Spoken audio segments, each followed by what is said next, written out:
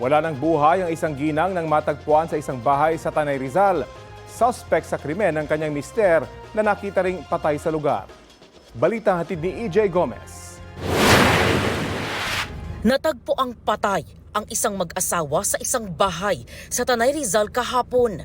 Walang saplot pang itaas ang 37 anyos na babae. Ayon sa pulisya, may sugat sa ulo mula sa palakol.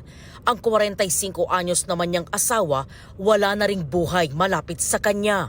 Sa investigasyon ng Tanay Police, nadiskubre ang nangyari sa mag-asawa nang bumisita roon ang ina ng lalaki.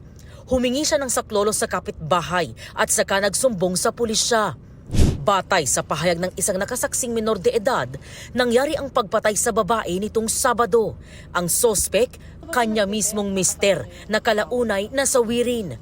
Posibleng motibo sa krimen ay selos ayon sa pulisya. According to him, magpapakain siya ng manok doon malapit sa bahay na pinangyarihan.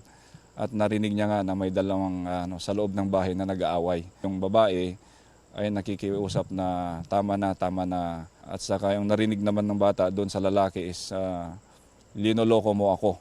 Then nakarinig siya ng kalabog, yung malakas. Then tumigil. Ayon sa pulisya, hiwalay na ang dalawa at naroon lang daw ang babae para manghingi ng sustento para sa kanilang 6 na anak.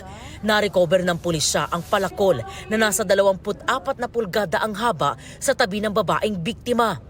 Sinubukan ng GMA News na kunan ng pahayag ang kaanak ng mga nasawi pero tumanggi sila. Ayon sa pulisya, hindi na nagpasyang ipa-autopsy ng mga kaanak ang mga labi ng mag-asawa. EJ Gomez, nagbabalita para sa GMA News.